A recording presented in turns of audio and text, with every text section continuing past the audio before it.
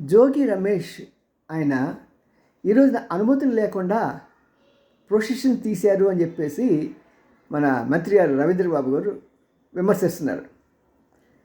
మేము అడ్డుకుంటామని. బాగుంది సార్, చాలా బాగుంది.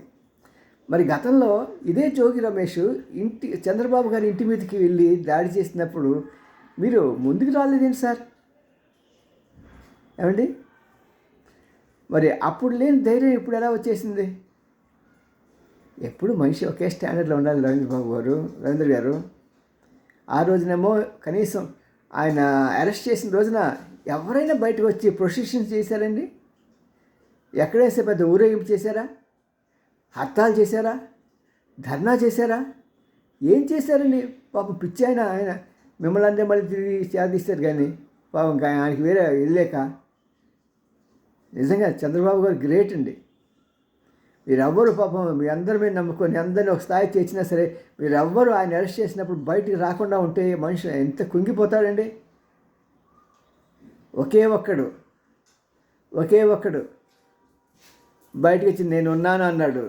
ఆ అన్నవాడే ఈ రోజున ఉప ముఖ్యమంత్రి అయ్యాడు పవన్ కళ్యాణ్. మరి పవన్ కళ్యాణ్ అభిమానిని కాదు నేను ఎవరి అభిమాని కాదు, కానీ చెప్తున్నమాట. అలాంటి సమయంలో, కష్ట సమయంలో, క్లిష్ట సమయంలో నిలబడే వ్యక్తే నిజమైన స్నేహితుడండి. ఈ రోజున అధికారంలో ఉండి జోగి రమేష్ని వార్నింగ్ ఇవ్వటం, ఇవన్నీ ఇతనే పబ్లిసిటీ హంగామా. అందరికి తెలియదా ఆ రోజున నువ్వేం చేసావయ్యా?